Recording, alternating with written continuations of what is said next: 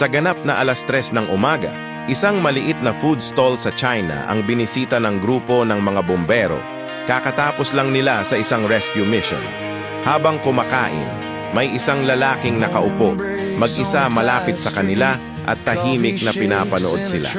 Pagkatapos ng kanyang pagkain, lumapit siya sa may-ari at binayaran ng lahat ng pagkain para sa mga bumbero.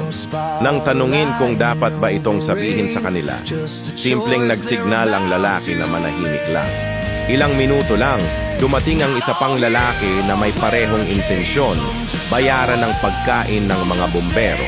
Nang malaman niyang nabayaran na ito, gumawa siya ng iba pang kabutihan. Umorder siya ng dagdag na steamed dumplings at inumin para sa lahat. Kaya nang isa sa mga bumbero ang dumating para bayaran ng kanilang bill, sinabi ng may-ari na lahat ay nabayaran na ng mga taong hindi nila makikilala.